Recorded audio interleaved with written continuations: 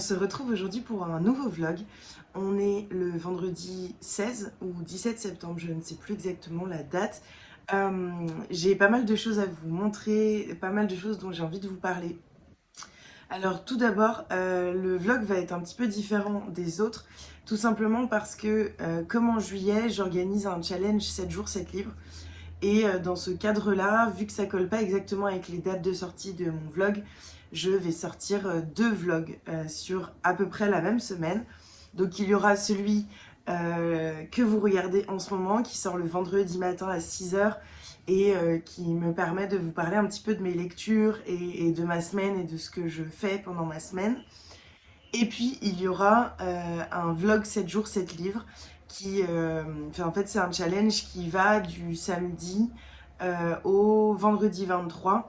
Et donc voilà, en fait il y a 2 jours où ça colle pas exactement avec ce vlog-ci. Et ce vlog me tient particulièrement à cœur parce que c'est celui que je fais toutes les semaines.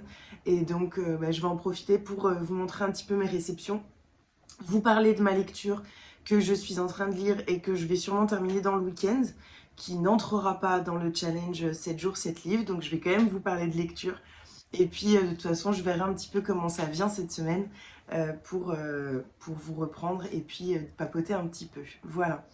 Alors tout d'abord, j'étais en train de faire une sieste et il y a mon téléphone qui a sonné parce que l'interphone est sur mon téléphone. Et j'ai eu plein de très belles réceptions, enfin 3 superbes réceptions. Voilà, donc je vous montre tout ça. Tout d'abord, j'ai reçu un roman des éditions Fleuve qui sort le 15 septembre 2022. Est-ce qu'il y a d'autres choses à savoir? Un roman sur le pouvoir, voilà, je vais vous en parler après. Il s'agit de La collectionneuse des mots.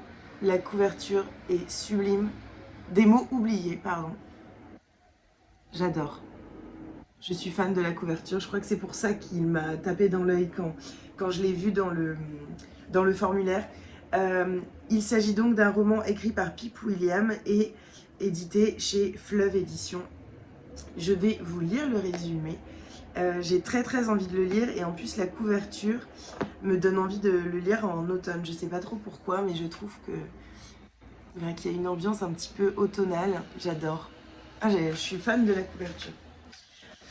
En 1901, le mot bonne à tout faire est absent du premier dictionnaire d'Oxford. Ce roman est l'histoire de celle qui l'a volé. Esmé a grandi entourée de mots, dans le scriptorium où son père, lexicographe, rassemble des définitions pour constituer le premier dictionnaire d'Oxford. Mais le jour où elle découvre la fiche égarée de bonne à tout faire, la petite fille comprend que tous les mots ne sont pas égaux. Le plus souvent, les termes triviaux qui ont trait aux femmes et à leur vie quotidienne sont écartés par son père et ses collègues. Elle décide alors de sauver les paroles de ces femmes. Tout en traçant sa voie dans une société encore très étriquée, Esmé commence à constituer son propre dictionnaire, celui des mots oubliés. Autant vous dire que je pense que les mots-clés sont le féminisme, les mots oubliés et l'invisibilisation des femmes. C'est vraiment un roman qui me fait très envie depuis que je l'ai demandé et ça fait pas mal de temps. Parce que je l'avais... en fait, on reçoit le programme des parutions avec Fleuve vraiment longtemps à l'avance et donc je savais déjà qu'il sortirait en septembre. Et donc ça fait longtemps que je l'ai en tête et que j'ai hâte de le recevoir. Donc je pense que je le lirai en octobre et que je vous en ferai donc un retour très rapidement en vlog. Il fait 420 pages. Voilà pour celui-ci. Ensuite, j'ai reçu à fleur de peau de Saverio Tomasella et Maëline et Bella Pinheiro. C'est un roman... Alors attendez, l'adaptation BD du roman initiatique sur l'hypersensibilité de Saverio Tomasella. J'adore les dessins. C'est très doux. Je sais pas si vous voyez bien. C'est à l'aquarelle, on dirait. Je trouve ça magnifique.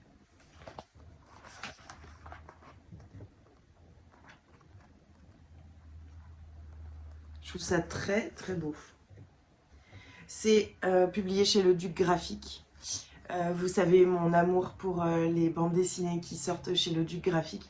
Et je mets un point d'honneur à demander en tout cas toutes celles qui me parlent et qui pourraient résonner en moi, parce que c'est vraiment des bandes dessinées qui à chaque fois me procurent des incroyables moments de lecture, voire des gros coups de cœur. Je pense notamment à une bande dessinée dont je vous ai parlé très récemment, qui est Mon fils, enfin Merci mon fils, voilà, qui a résonné en moi et que j'ai trouvé absolument sublime. Je vous lis le résumé de celle-ci. Flora a tout pour être heureuse. Une famille aimante, drôle et brillante, des amis sincères, un jardin qu'elle aime. Pourtant, elle a l'impression que son extrême sensibilité perturbe sa confiance et la pousse parfois à se replier sur elle-même. Elle se sent différente des autres. C'est alors qu'elle rencontre Marc, professeur de yoga et de méditation, qui l'aide à transcender son ultra-sensibilité. Flora apprend alors à la vivre comme une force pour s'épanouir. Un récit touchant qui permettra à chacun d'avancer sur son chemin intérieur. Alors, vous voyez, je vous disais juste avant que je vais commencer le challenge 7 jours 7 livres. Il est fort probable que cette bande dessinée en fasse partie.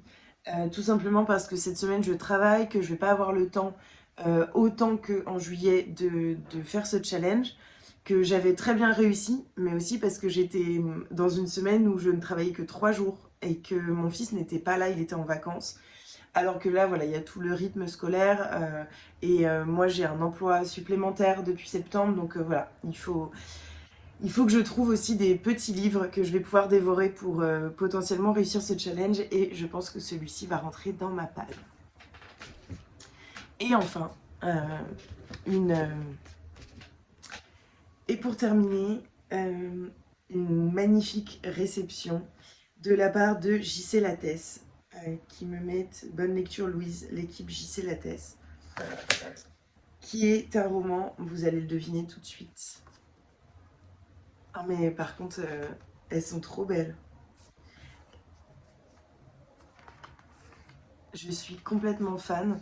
En plus, j'ai vu qu'il y avait une exposition au Palais Galleria, donc je crois que c'est dans le 16e arrondissement ou dans le 8e, sur Frida Kahlo justement, je crois jusqu'en mars, que je veux absolument aller voir. Donc je suis parfaitement dans le thème.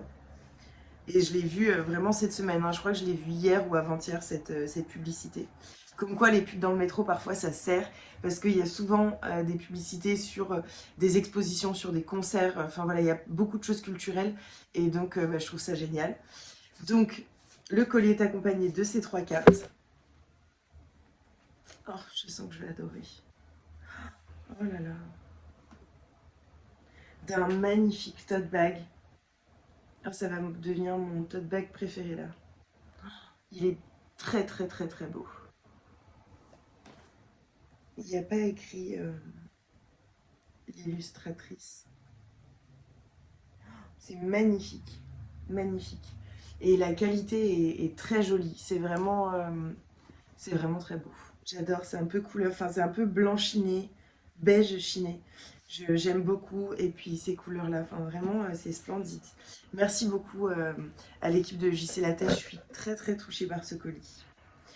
Et avec forcément, on a le plus important, qui est le roman de Gérard de Cortange, Viva Frida, et donc publié chez JC Lattès.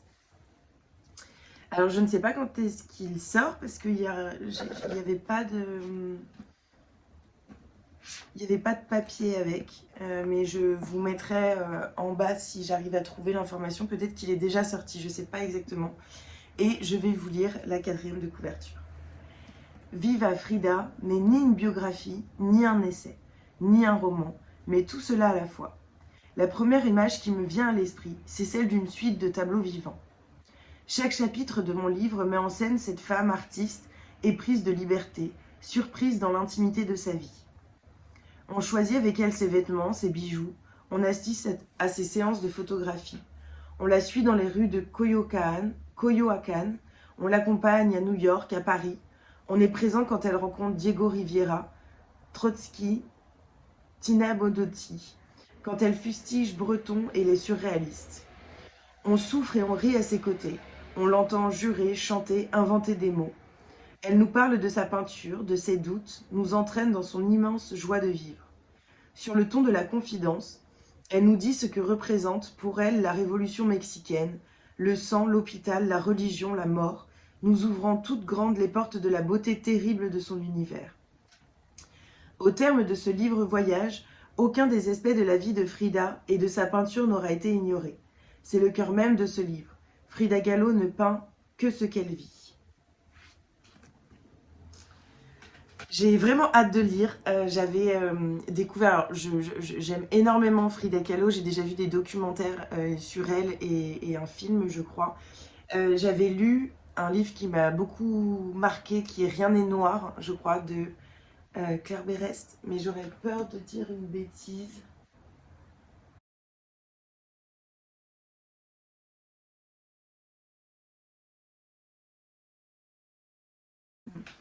Bon, je ne l'ai pas, mais j'avais adoré, je crois que c'était de Claire Berest, et donc voilà, j'avais vraiment envie de redécouvrir un petit peu cette femme extrêmement connue et qui voilà, traverse les générations.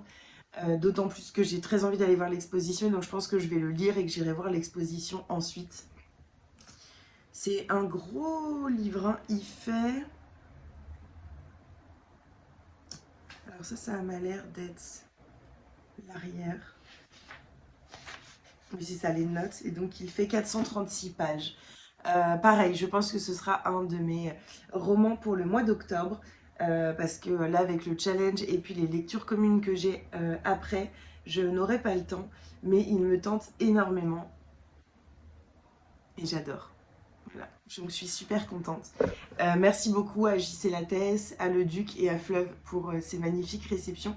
Et on va passer à mes lectures en cours. J'ai débuté Daisy Jones and the Six de Taylor Jenkins Reid, publié chez Charleston. Je vous en ai parlé dans le vlog précédent, mais je vais me permettre, pour ceux qui n'ont pas vu le vlog précédent, de relire le résumé pour vous donner un petit peu une idée, puis pour pouvoir vous en parler un petit peu. Daisy Jones and the Six, le groupe de rock le plus mythique de tous les temps. Leurs concerts remplissaient les stades aux quatre coins de la planète et ils ont enflammé les nuits de toute une génération. De leur début dans les bars miteux d'un Sunset Strip, écrasés de soleil californien à la gloire, leur histoire est celle d'une ascension fulgurante.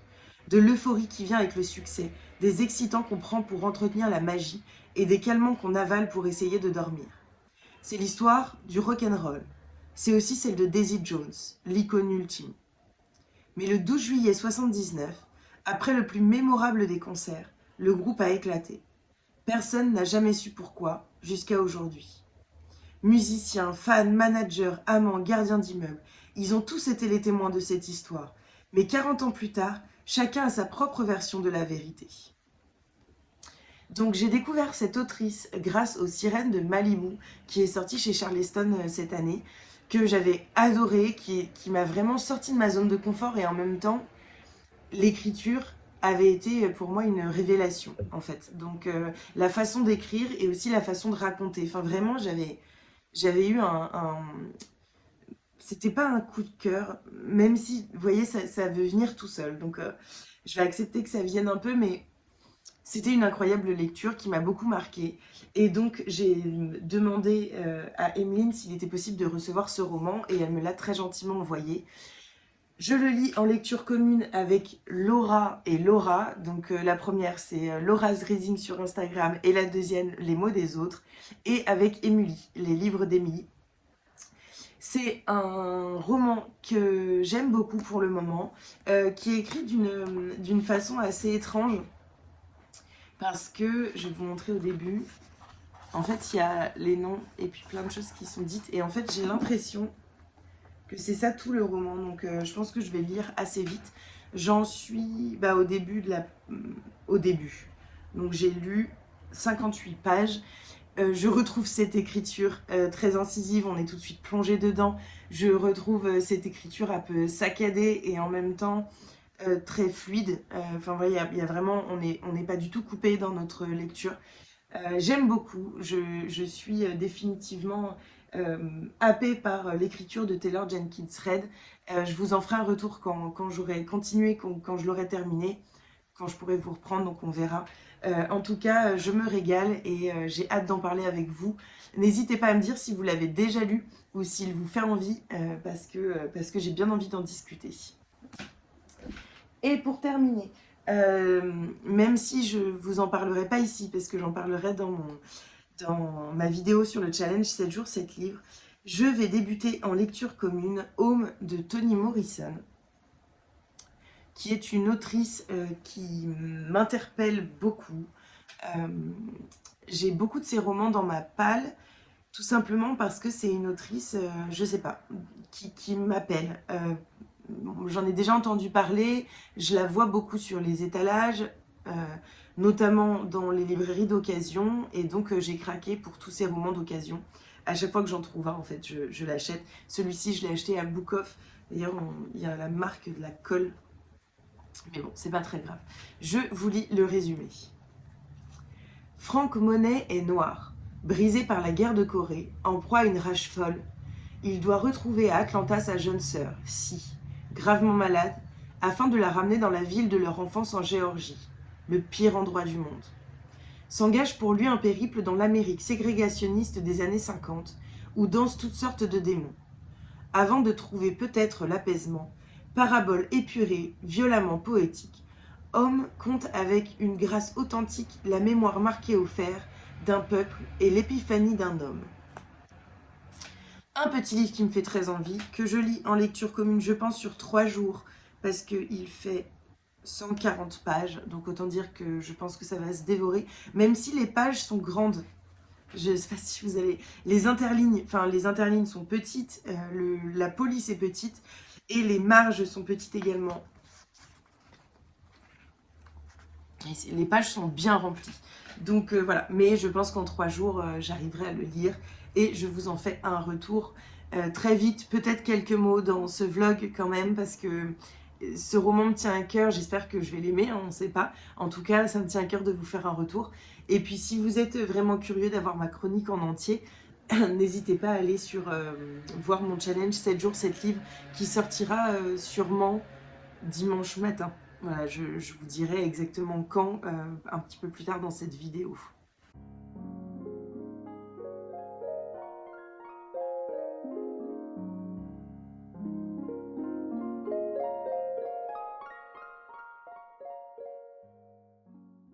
Je vous reprends, on est samedi 17, je vous prends à l'extérieur, j'espère que ça dérangera pas le bruit du vent. Pour être tout à fait honnête, je me demande même si je vais pouvoir poster cette partie dans mon vlog, mais bon, je le fais, puis au pire je le retournerai si vraiment c'est pas très agréable, mais j'ai envie de profiter du soleil. Léon fait sa sieste, mon conjoint aussi, et donc j'ai pas envie de les déranger à l'intérieur, mais j'ai reçu plein de livres ce matin et je voulais vous montrer tout ça parce que en fait ce week-end j'ai ma meilleure amie qui est là.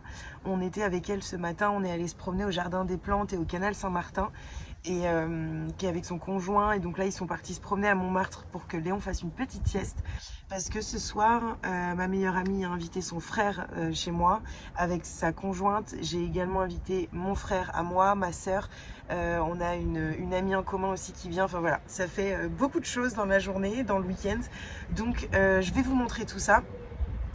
Plein de super romans, 2 que j'ai déjà lus et 4 que je vais découvrir. Donc je vous montre ça tout de suite. Tout d'abord, les éditions Grasset m'ont contacté pour recevoir ce livre du professeur François Oliven, 1001 bébés, mes plus extraordinaires histoires de maternité. Alors j'imagine que la maison d'édition a dû voir que j'étais psychologue, et peut-être notamment psychologue pour enfants. En tout cas, c'est forcément un thème qui me touche beaucoup, que ce soit au niveau personnel ou professionnel. Et en plus c'est un gynécologue obstétricien qui est spécialiste de la procréation médicalement assistée, et donc ça m'intéresse d'autant plus parce que je rencontre dans mon cabinet plusieurs, dans mes structures, plusieurs personnes qui ont eu recours à de l'aide, en tout cas pour avoir un enfant. Donc voilà, je vous en dirai des nouvelles, j'ai vraiment hâte de le lire et je pense que je vais... en fait, chaque chapitre, d'après ce que j'ai compris, chaque chapitre raconte un cas qui l'a particulièrement marqué. Et donc voilà, je vais le lire un petit peu par petites touches et puis je vous en ferai un retour très rapidement. J'ai reçu de la part des éditions Albin Michel 3 romans. J'ai reçu en premier lieu le dernier Mélissa d'Acosta, La Doublure. Je pense que je vous en avais un petit peu parlé, pas de ce roman-là, mais de Mélissa d'Acosta. C'est une autrice dont j'ai beaucoup entendu parler. J'ai découvert, je revenais des autres, je ne sais plus comment il s'appelle le roman, le premier tome de cette duologie. J'étais rentrée dedans et en même temps il y a quelque chose qui m'avait manqué, mais là quand j'ai lu le résumé et que j'ai vu cette couverture que j'ai trouvée sublime, j'ai trouvé que ça correspondait très bien à l'ambiance de l'automne, d'octobre-novembre, donc je pense que je le lirai à ce moment-là. Je vais vous lire le résumé. Passion, faux semblant, emprise. Qui manipule qui? Une jeune femme fragile en quête d'un nouveau départ, un couple magnétique et fascinant prêt à lui ouvrir les portes de son monde doré. Un trio pris au piège d'un jeu cruel et d'une dépendance fatale. Dans ce roman sombre et envoûtant, Mélissa d'Acosta explore, à travers l'histoire d'une passion toxique, la face obscure de l'âme humaine et les méandres du désir. Après les succès de Tout le bleu du ciel, des lendemains et de Je revenais des autres, roman aux 2 millions de lecteurs, elle révèle une nouvelle facette de son talent. Et donc, en fait, c'est surtout ce dernier paragraphe qui m'a tenté en me disant que Mélissa d'Acosta, j'ai aimé son écriture et que voilà, j'avais bien envie de la découvrir avec un roman un petit peu différent de ses anciens romans. Et donc, voilà, je vous en dirai des nouvelles. Je pense que ça va être une de mes lectures de l'automne, donc de octobre ou novembre, j'imagine. J'ai également reçu le dernier roman de Bernard Werber, La Diagonale des Reines. J'ai une relation avec cet auteur qui est assez forte parce que mon oncle m'avait offert il y a des années sa trilogie Les Fourmis que j'avais dévorée en un été, mais j'étais très jeune et j'avais été complètement conquise par son style, par sa façon d'aborder plein de questions très actuelles de façon détournée un petit peu et en même temps de façon très frontale. Enfin, c'est assez énigmatique et j'adore. Donc voilà, je vais vous lire le résumé et pareil, je trouve que la couverture et j'imagine le thème font que je pense que ça va être un roman parfait pour la période de l'automne. Et si vous n'étiez qu'un pion dans leur jeu? Deux femmes, deux destins, deux visions opposées du monde. L'une croit dans la force du groupe, l'autre en l'individualisme. Leur duel est inévitable, laquelle aura l'avantage? Des années 70 à 2050, entre guerre, attaques terroristes et espionnage, elles vont s'opposer sans répit et sans merci. Leur terrain de jeu s'étend aux quatre coins de la planète, devenu un échiquier géant dont les humains sont les pièces. Dans ce roman puissant, porté par deux héroïnes exceptionnelles, Bernard Werber ajoute l'art de la stratégie à ses thèmes de prédilection pour nous entraîner dans une aventure contemporaine fascinante et visionnaire. Ça correspond très bien à l'univers de Bernard Werber, donc je vous en dirai des nouvelles très rapidement. J'ai également demandé le chant d'Aïganouch, l'Odyssée tragique de la diaspora arménienne en Russie. Autant vous dire que je ne pouvais pas passer à côté de ce roman, il me faisait beaucoup trop envie. Je vais vous lire le résumé. On leur avait promis une terre qu'ils ne quitteraient plus, et c'est un nouvel exil qu'ils sont contraints.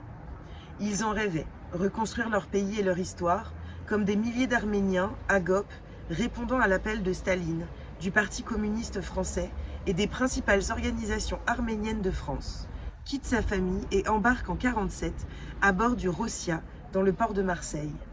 Mais au bout du voyage, c'est l'enfer soviétique qu'ils découvrent. Sur les bords du lac Baïkal, Aïganouch, une poétesse aveugle, séparée de sa sœur lors du génocide de 1915, aujourd'hui traquée par la police politique, affronte elle aussi les tourments de l'histoire. Des camps de travail d'Erevan au goulag de Iakoutsk, leurs routes se croisent plus d'une fois au fil d'une odyssée où la peur rencontre l'espoir, le courage et l'entraide. Agop et Aïganouch parviendront-ils à vaincre une fois de plus les ennemis de la liberté pour s'enfuir et retrouver ceux qu'ils aiment? Après le succès de L'Oiseau bleu d'Ezreroum, lauréat des trophées littéraires des Nouvelles d'Arménie Magazine, Yann Manouk signe une nouvelle fresque familiale bouleversante et une saga historique tumultueuse, hymne à la résistance et à la mémoire d'un peuple.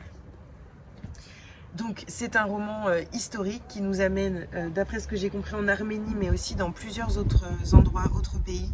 J'ai vraiment hâte de lire, j'adore cette couverture qui est en même temps très simple et avec cet oiseau qui a un regard, je ne sais pas si vous allez bien voir, mais un regard très sombre. Voilà, j'ai vraiment hâte de lire, je vous en dirai des nouvelles.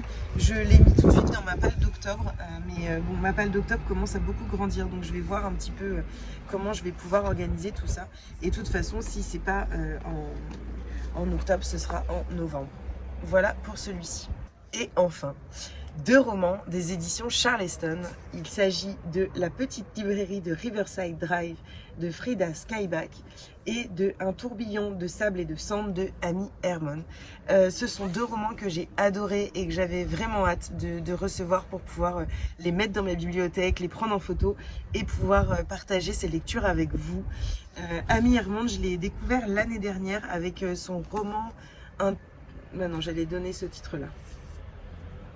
Ce que murmure le vent, que j'avais vraiment adoré. Et dans celui-ci, on est sur un autre style, une autre période et on aborde vraiment d'autres questions.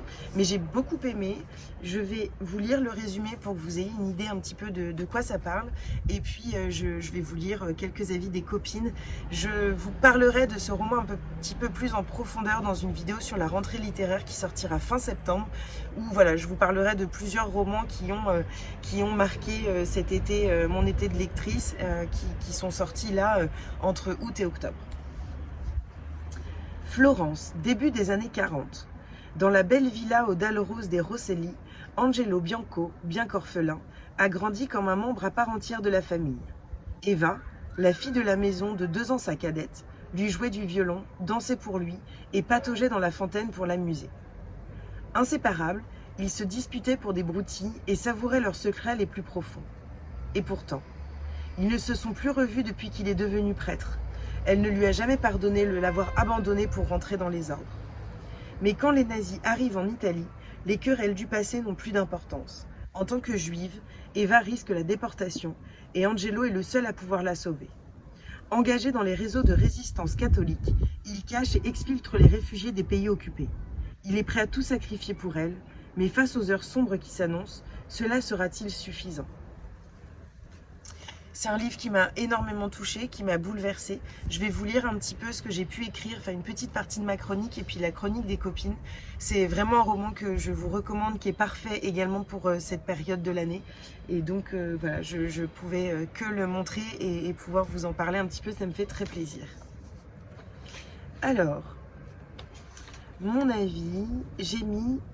Je retrouve ici ce qui m'a fait Amy Hermon avec quelque chose en plus. J'ai trouvé l'écriture tout aussi fluide et puissante que dans son précédent roman, et les personnages sont tous très bien construits. Il y a vraiment beaucoup d'avis des copines, je viens de remarquer. Donc ça veut dire qu'il a vraiment plu. Je vais vous lire quelques avis. Alors, Pascal, un roman formidable qui aborde avec justesse et sensibilité la Seconde Guerre mondiale en Italie, sous un angle aussi surprenant qu'intéressant, mettant en lumière le rôle de l'Église. J'ai adoré. Magdalena. Coup de cœur, un livre très addictif, difficile à poser tant qu'il n'est pas fini. On tremble pour les personnages. Il y a vraiment les avis de toutes les copines. Laura, de Laura's Reading. Un texte empreint de courage, de résistance. On ressent tout le long de l'histoire une touche d'espoir et beaucoup de bonté malgré les horreurs. Un magnifique livre qui prend aux tripes. Voilà, pour celui-ci. Et enfin... La petite librairie de Riverside Drive de Frida Skyback, qui sort le 27 septembre chez Charleston. Donc là, on est le 17. Il sort la semaine prochaine pour vous. C'est un roman que j'ai absolument adoré. C'est un roman entre sujets assez durs et en même temps, c'est un roman très feel good qui est très... c'est un petit cocon. Voilà, moi j'ai vraiment beaucoup aimé, j'ai adoré cette petite librairie. C'est un livre qui m'a complètement transportée et je vous en reparlerai mieux un peu plus tard, mais j'ai vraiment adoré. Je vous lis le résumé. Depuis plus d'1 an, Charlotte vit cloîtrée chez elle au cœur de la campagne suédoise et noie son chagrin dans le travail. Après l'accident qui a coûté la vie de son mari, c'est dans cette bulle loin du monde qu'elle se sent apaisée. Aussi, lorsqu'elle apprend qu'une tante inconnue lui a légué une librairie à Londres, son premier réflexe est de vendre la propriété pour ne pas perturber l'équilibre qu'elle a réussi à trouver. Pourtant, une fois arrivée sur place, elle tombe rapidement sous le charme de la librairie surannée, de ses étagères en bois massif et de son vieux chat ronron. Tout comme elle s'attache petit à petit aux 2 employés, ainsi qu'un William, le jeune écrivain qui habite à côté. Je ne vais pas vous lire la fin du résumé, je voulais juste rebondir sur le fait que, en fait, tout de suite, quand Charlotte arrive dans cette petite librairie, j'ai été happée, j'ai été complètement transportée dans cette petite librairie. J'avais qu'une envie, c'était d'aller la visiter en vrai, mais bon, il s'agit d'un roman. Mais voilà, c'est vraiment un livre qui m'a touchée et je suis super contente de l'avoir reçu, de pouvoir le mettre dans ma bibliothèque parce que voilà, c'est une de mes très très bonnes lectures de cet été et donc voilà. Je vous lis quelques avis également parce que je pense que ça peut toujours vous intéresser d'avoir quelques avis avant de foncer acheter un roman, donc je regarde tout ça. Alors déjà mon avis, un roman frais, plein d'humour, d'amour et de littérature, un cocktail qui fonctionne et qui m'a fait passer un très joli moment. Sophie, de Du Café et des Livres. Secret de famille, librairie londonienne et double temporalité. Tous les ingrédients sont réunis pour passer un moment magique hors du temps. Je suis complètement d'accord. Julie, de Julie Gélis. Un roman feel-good parfait, léger, chaleureux et divertissant. J'ai adoré cette librairie londonienne et les innombrables références à la littérature qui ponctuent le récit. Je le recommande aux amoureux des livres. Voilà, je pense que ces 2 avis de Sophie et de Julie résument parfaitement ce qu'on a pu ressentir en lisant cette épreuve non corrigée. C'est un roman qui m'a transportée et qui m'a vraiment fait du bien et donc je ne peux que vous le recommander. C'est un gros roman, hein. Il fait presque 600 pages et voilà, j'ai adoré et je vous en reparle de toute façon assez rapidement dans la vidéo sur la rentrée littéraire. Voilà, j'ai pas d'update à vous faire au niveau lecture. Je débute aujourd'hui le challenge 7 jours 7 livres. Je vais là tout de suite aller lire un petit peu Home de Toni Morrison pour avancer dans la lecture commune. Et puis je vous reprendrai sûrement demain soir quand tout le monde sera parti ou lundi soir quand je rentrerai du travail. On verra voilà, quand est-ce que j'aurai le temps pour vous reprendre un petit peu. Je vous reprends, on est mardi 20 septembre et j'ai pas mal de choses à vous dire. J'ai pas du tout eu le temps de vous prendre avant. J'avais du monde ce week-end et la reprise lundi a été un peu mouvementée. Donc, enfin en tout cas voilà, j'avais du boulot, j'étais épuisée hier soir avec mon conjoint, on s'est couché à 21h30, ce qui arrive très rarement. Moi souvent le minimum c'est 22h et lui au moins 23h30 minuit. Et hier on s'est couché à 21h15, on était épuisés, on s'est endormi tout de suite, enfin bref, voilà. Ce soir en plus j'ai une super soirée pour les 60 ans de Pocket. Je vous mettrai je pense des petits plans de cette soirée, j'ai vraiment hâte.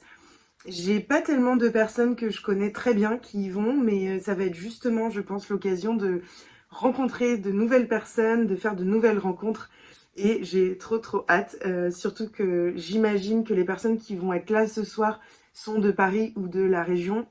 En tout cas pour la plupart, et donc ça veut dire potentiellement des rencontres qui pourraient aboutir sur voilà, des moments un peu plus intimes par la suite. Donc je suis contente, assez excitée aussi à l'idée de y aller et de rencontrer tout ce monde.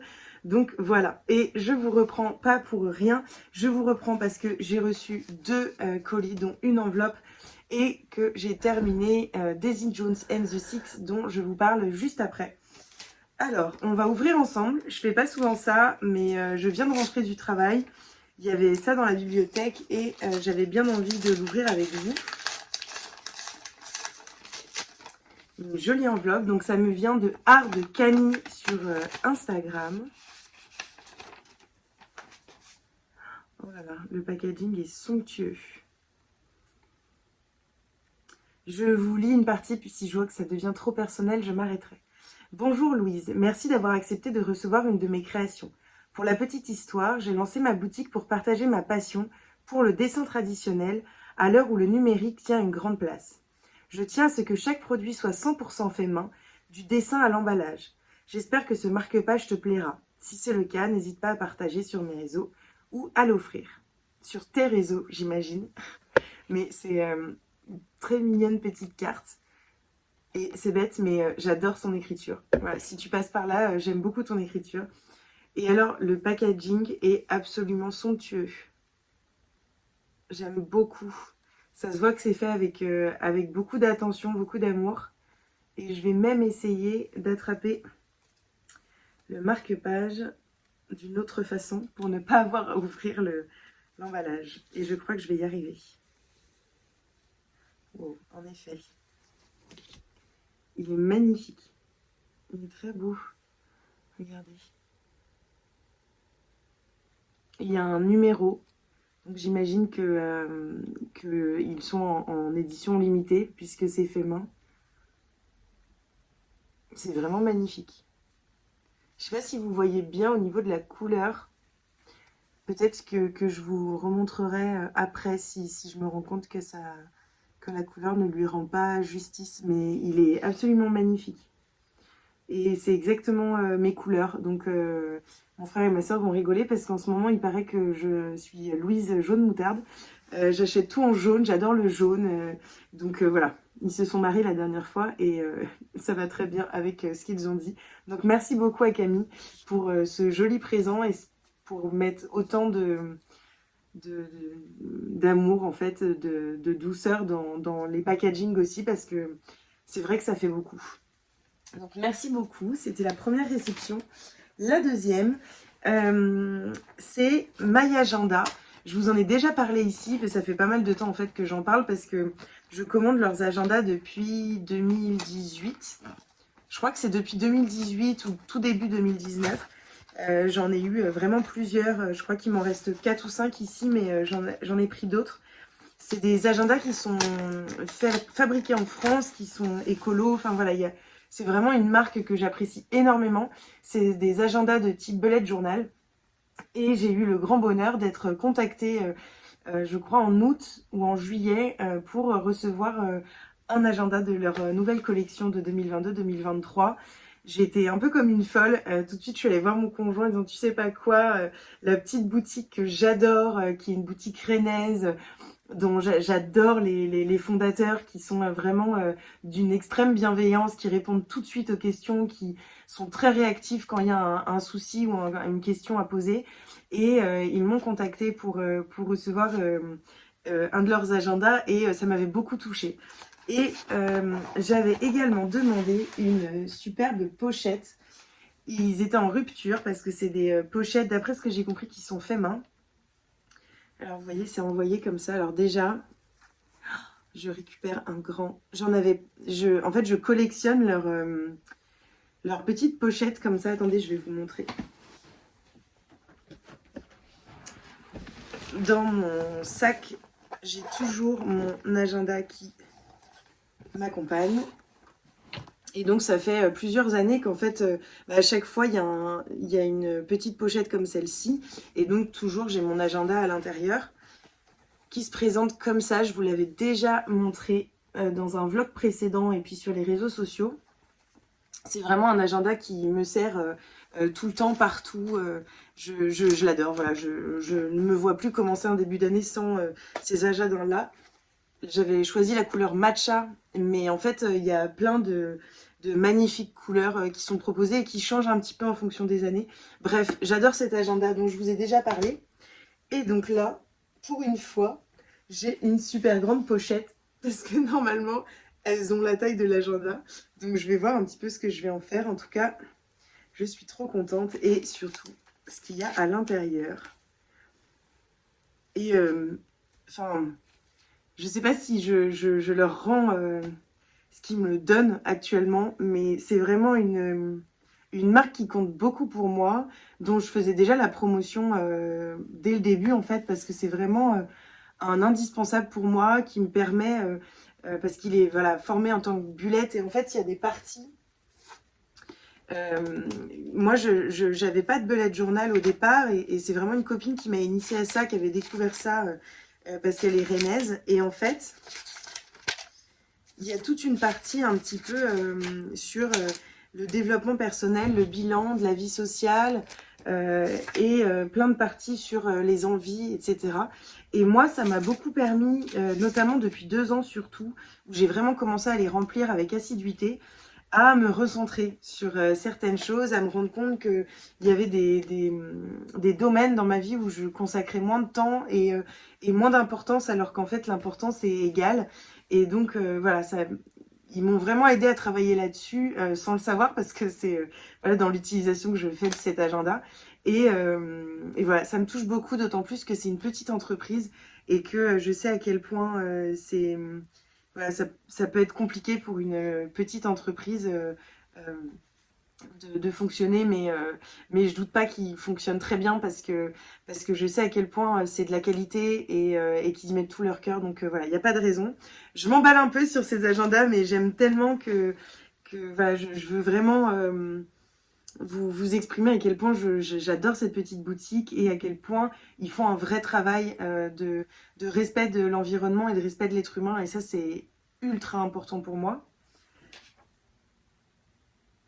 Ça y est, enfin, voici notre pochette en chanvre coton fabriquée dans nos locaux. Quand je vous dis que c'est fait main, que les agendas sont assemblés dans les locaux, enfin, c'est vraiment un gros travail. Et j'ai demandé cette magnifique pochette en chanvre et coton, donc.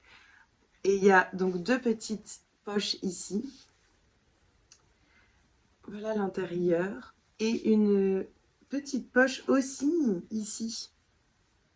Donc j'imagine qu'on peut mettre l'agenda et peut-être un autre petit cahier ou en tout cas d'autres petites choses à l'intérieur. Oh là là là là là là. C'est parfait pour l'agenda en tout cas. Vous voyez. Et il y a encore de la marge, donc je pense que je peux même mettre un petit cahier à l'intérieur. Moi je me promène tout le temps avec des carnets et donc potentiellement, là j'ai pas de petit carnet à côté de moi, mais potentiellement un petit carnet, vos stickers, vos stylos, enfin voilà, tout ce dont vous avez besoin, et ben ça rentre là-dedans. Je la trouve superbe. J'aime beaucoup la couleur et voilà, je la trouve super belle. Voilà, terminé pour ça. J'arrête de vous embêter avec tout ça. Hop, ça je le plie parce que ça va aller dans mes petites pochettes. Je suis trop contente, je suis un peu toute excitée. Je l'attendais tellement que voilà, je suis vraiment super ravie de cette réception.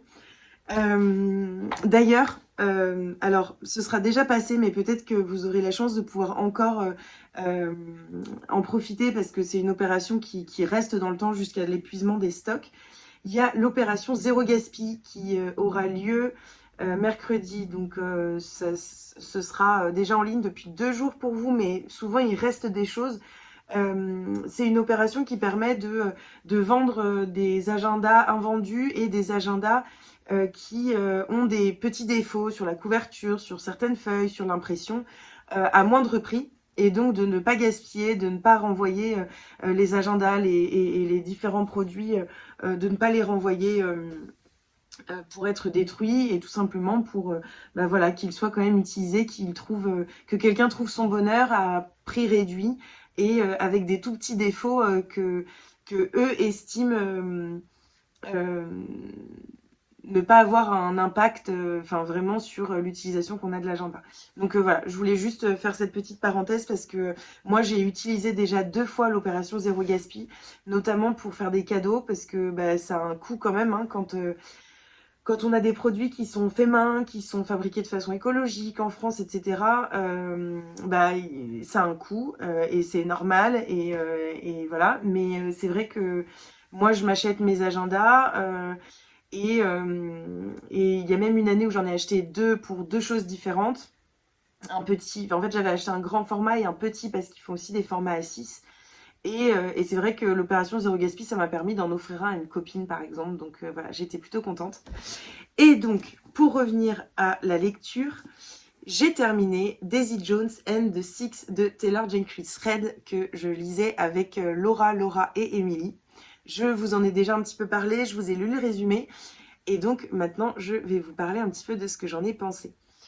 J'ai été conquise par ce roman, j'ai retrouvé ce que j'ai adoré dans l'écriture de Taylor Jenkins Reid dans Malibu, dans Les Sirènes de Malibu, pardon.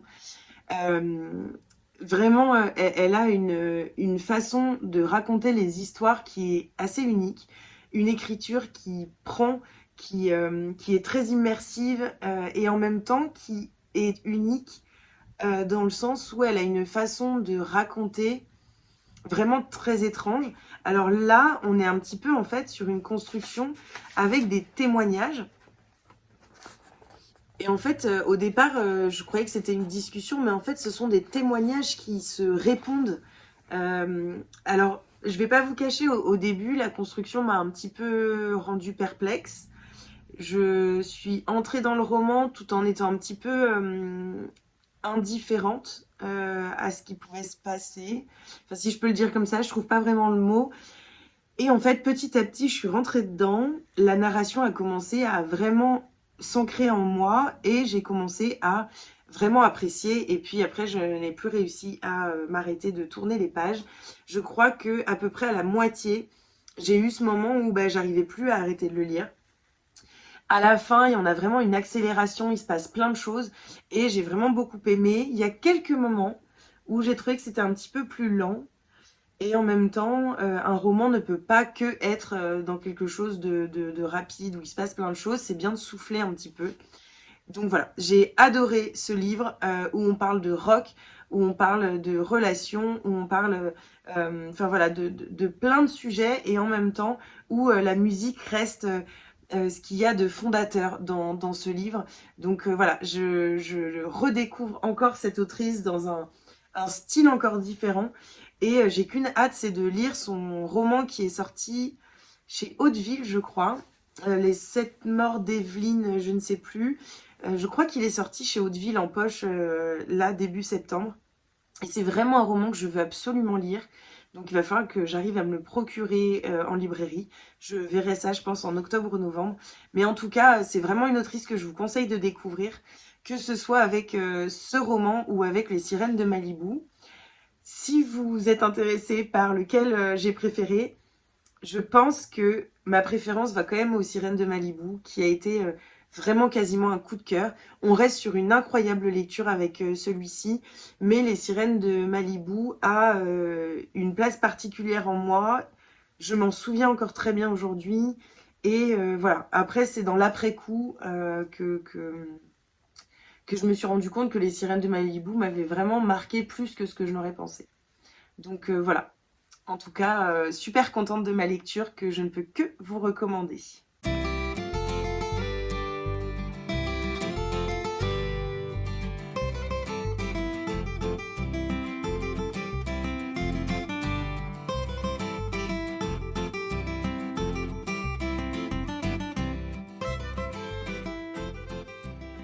Je vous reprends enfin, on est vendredi matin, vendredi 23, c'est le premier jour de l'automne, dédicace à Cécilia si elle passe par là. Une belle journée qui s'annonce, je viens de déposer Léon, ça fait 2 jours que ça se passe beaucoup mieux, il est content d'aller à l'école, il réclame sa maîtresse, donc c'est plutôt une bonne chose. Je suis accompagnée de mon café parce qu'il est très tôt, je crois qu'il est 8h30 ou 9h. Donc voilà, je me suis un petit peu emmitouflée pour vous parler. Il fait pas si froid, je m'attendais à ce qu'il fasse beaucoup plus froid et en fait il fait même plutôt bon. Voilà, j'ai pas mal de réceptions à vous montrer. Je vais pas vous parler de mes lectures en cours ou terminées parce que je suis en train également de tourner un vlog 7 jours 7 livres qui sortira probablement dimanche ou samedi soir. Je vais voir un petit peu comment je fais ça, mais sûrement dimanche. Et donc je vais pas faire redite avec ce vlog-ci, mais je voulais vous montrer les belles réceptions que j'ai pu faire. Alors, on va commencer par les réceptions de Léon. Il a reçu de la part de Usborne, que je remercie vraiment beaucoup, encore un super petit livre de cette collection que j'adore. Alors il y a Coucou et il y a Mes premières questions qui sont vraiment deux énormes coups de cœur de Usborne. Et là c'est Coucou sous la terre. Et je l'ai trouvé super intéressant parce que, donc, comme d'habitude, il y a des petits rabats, tout est un petit peu expliqué et donc c'est voilà, ce qui se passe sous la terre, que ce soit au naturel, donc la nature, tout ce qu'elle a de plus vrai et de plus pur, et que ce soit également dans les tuyaux, qu'est-ce qui se passe, voilà, dans le métro, enfin voilà, vous avez une petite idée un peu de ce qu'on peut y trouver.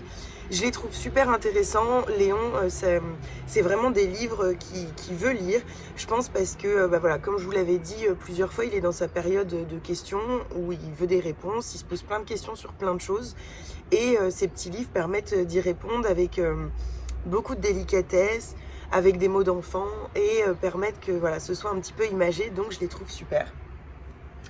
Et j'ai également reçu mon coffret livre et jeux Les Nombres. Alors ça c'est un peu plus terre à terre. C'est moi qui ai souhaité demander ça, tout simplement parce que Léon commence à s'intéresser aux chiffres, aux nombres. Alors pour l'instant il dénombre 3, 4. Mais parfois c'est un petit peu compliqué, il se trompe, et donc j'avais envie d'amener quelque chose d'un petit peu ludique. On a essayé, c'est un peu dur pour lui. Je sais pas à partir de quel âge c'est recommandé. Je crois 3 ans. Donc voilà, il va commencer petit à petit de toute façon à comprendre. J'essaye d'adapter le jeu pour lui. Donc je prends qu'une seule planche, et c'est pas vraiment un jeu de loto ou jeu de mémoire parce qu'on peut faire les deux avec cette boîte. Mais voilà, j'essaye d'adapter un petit peu avec lui pour suivre son évolution et qu'il se perde pas trop, qu'il se décourage pas. Donc voilà, je voulais quand même vous le présenter parce que je le trouve super bien fait. Ensuite, j'ai reçu 3 romans. Que de belles réceptions cette semaine. J'ai reçu vraiment beaucoup de choses, et je pense même que tant mieux que je vous fasse pas trop de chroniques parce que sinon ce vlog aurait été interminable. J'ai donc reçu de la part des éditions J'ai lu Fleurs du désert de Waris Dirie et Kathleen Miller. C'est une réédition d'un roman qui est sorti, enfin d'une biographie en fait, qui est sortie en 98. C'est ça, qui est sorti en 98 chez Albin Michel et qui a été adapté en film. Je ne l'ai pas vu, j'attends de lire le roman pour pouvoir éventuellement regarder le film. En tout cas, c'est vraiment un livre qui me fait extrêmement envie. Je vais vous lire le résumé, vous comprendrez tout de suite pourquoi il me fait envie. Waris, excisée selon la tradition, n'a que 13 ans lorsqu'elle décide de s'enfuir et de quitter ses parents afin d'échapper à un mariage forcé. Après une dangereuse cavale dans le désert somalien, elle rejoint Mogadiscio, puis Londres, où elle devient domestique. C'est alors qu'elle est remarquée par un photographe de mode et que va démarrer sa prodigieuse carrière de mannequin.